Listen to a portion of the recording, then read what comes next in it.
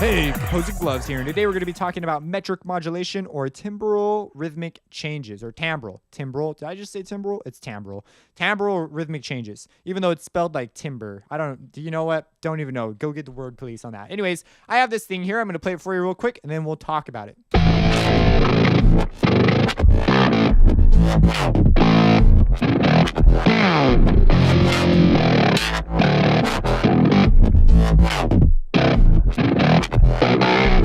So you see, it's really cool. If I throw in my drums, let me give you the whole song. So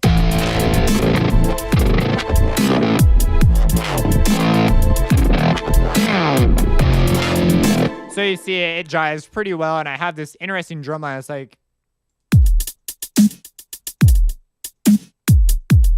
so there you have it. So we're not going to fret too much about that. That's swing, and it's sort of outside our scope right now. For now, it'll be in our scope pretty soon here. And so what we want to focus on is the modulation stuff. Now, this is where it sort of bleeds with sound design. And that I created this track a long time ago with someone who played guitar. We were playing smooth jazz, and I recorded his output. And then I took it and obviously made it not smooth jazz anymore.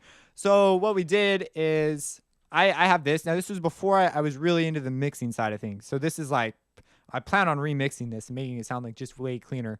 But what we have here is the main source of our modulation is this filter. However, you might be wondering, timbre changes, what is the deal with that? Well, timbre refers to the way the overstructure, it's a debated definition, but most people will agree that it's just the way the overtones are laid out. Their phase, their frequencies that they're at, and their volumes that they're at. That's pretty much the timbre of a sound. There's the reason it's debated on the other side of things. If you get way more technical, because you're dealing with things that you have to be like a lot more specific for, and it just gets confusing and philosophical and stuff. So we're just going to leave that alone. Now, what happens is we can change aspects of this sound in a rhythmic manner to enhance the rhythm or meter of our track. And what I'm going to do is just show you some of those things that I have done here. Now, I have a whole series on sound design with Harmor and Harmor from the ground up. So you can go check those out on my channel if you're interested. Now, we have this fruity fast low pass. This is the main source of our modulation. It's a filter that takes the top frequencies off, the high ones, all the way down to the low ones. I'm just assuming you don't know very much about sound design. So it takes them off and moves them on. So we're turning that on and off like this. It's basically like a fancy volume knob. And this top one's controlling that. You see it's on, and then all of a sudden frequencies go off. Then they come back, and then they go off sort of in this unusual fashion. And they come back. And so this is the modulation that creates the rhythm. This guy is controlling a filter inside of Harmor. So this one is controlling this filter. This is the reason why when we start it, it goes wow, wow, wow. It's because this guy is turning on. So that is what causes that. You notice over here, we don't have those sorts of things. Now, let's turn this back on.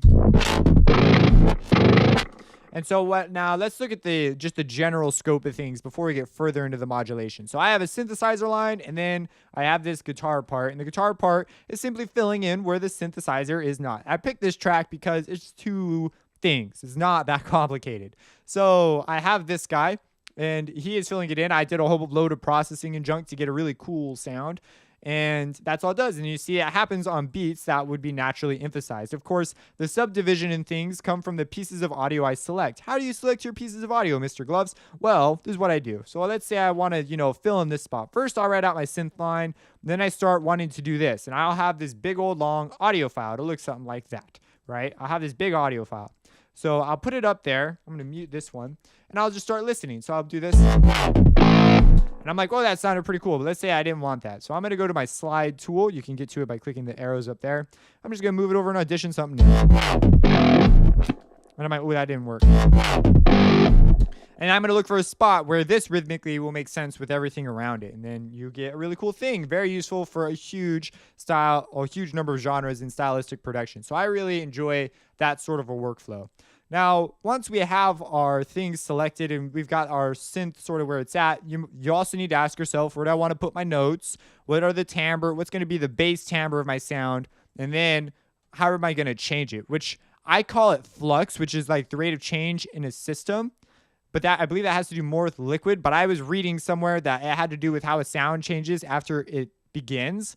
And to me, that made sense. And I don't have another term to refer to it as. So I believe it's called flux. So I'm going to refer to it as flux from now on. Just so you know, it might not be like an official term, but I'm making it my own term. So until I learn the real one. So, and I've done a fair amount of reading. So that's what I came across. So the flux will change how the sound changes after. That's what we're messing with when we say we're doing timbral or metric meter modulation meter changes. The modulation refers to how this stuff is telling things to turn on and off. We're modulating the parameters on and off. So we have this. So, okay. So we pick out our sound. We make a cool sound. Right? And then it's going through this filter over here, which is why it still sounds so dull. And there's some resonance on this guy too that adds a new dimension to our sound. So you can get really complicated with your sound design. After that, all you have to do is automate the parameter. And to do that, you just simply right click and hit A, or you go to create automation clip. Automation clip like so will be created. And you can turn stuff on and off. Now, this guy leaves beat 1 untouched, but I also have this one. So they hit at the same time. And so I get him out of the way of the guitar. So you see the guitar sings right over it. But then this one comes in near the second half.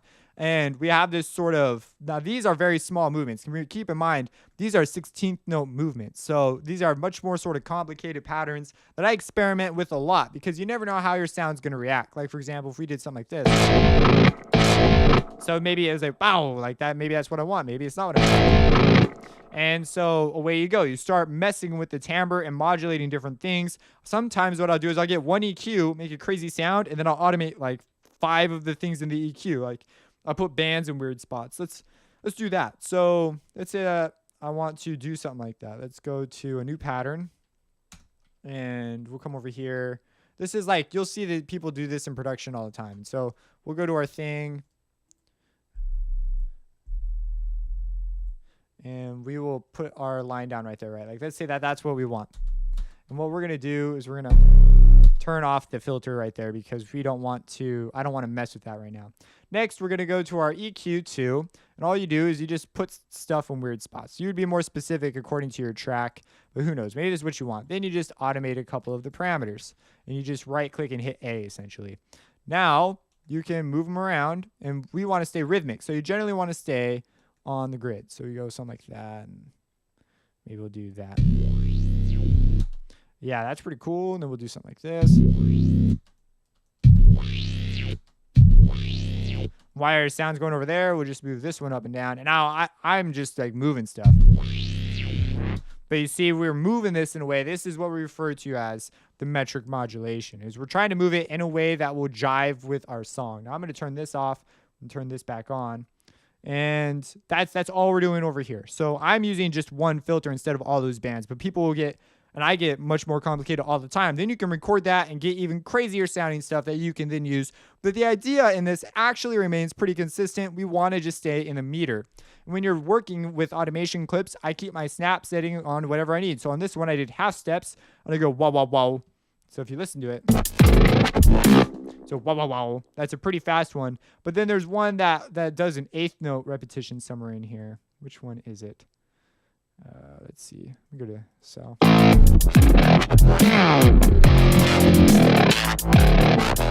There it is.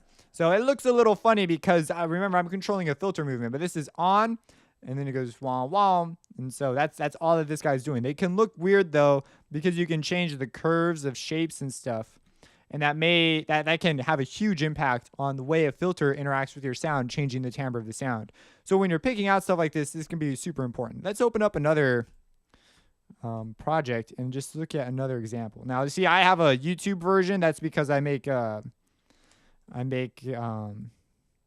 videos from these. So I have a separate project for the video because sometimes in order to get it to talk to the visualizer plugin that they use, because I like using that, I sometimes have to sacrifice the way it sounds. So I want to make sure I do that in a separate file. So here's another example of something with some pretty extreme modulation. I'm just going to skip straight to the drop. Give us what you're worth and pay us with your...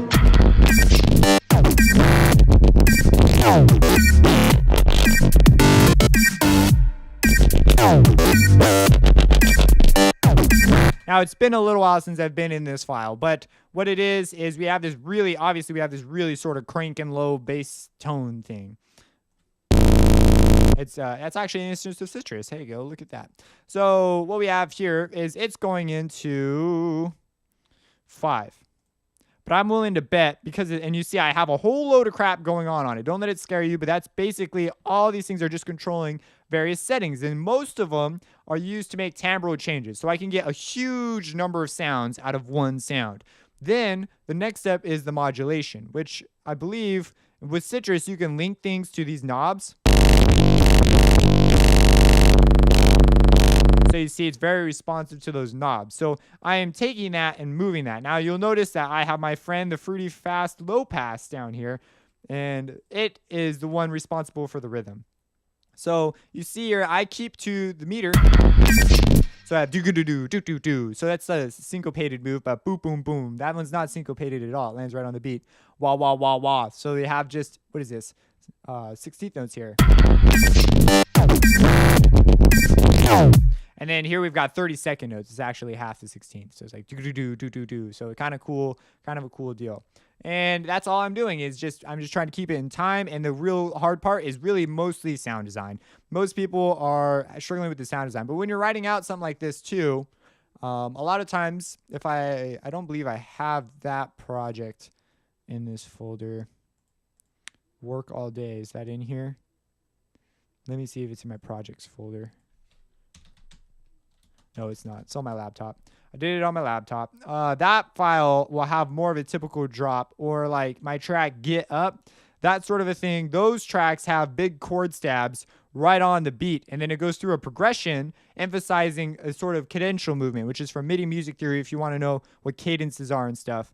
And so I go through this cadence sort of thing. It makes it really, really easy to emphasize chord structure, and then I can have melodic sort of bass lines, because then I can assign these basses instead of them being mostly a timbrel content. Of course, they have a pitch, but I can assign them to actually move through a progression, and that creates another sort of movement. We create these rhythmic chordal ideas. Well, I don't really call them rhythmic, but we create these harmonic ideas that match our rhythm.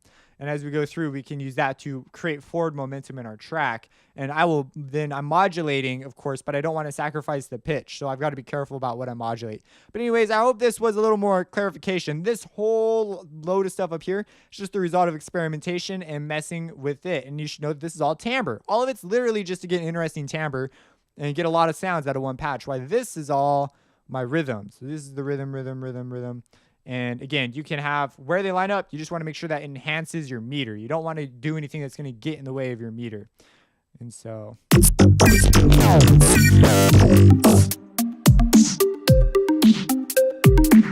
Yep, this is called Don't Look Inside if you're curious. If you have any questions, let me know. Subscribe and have a blessed day.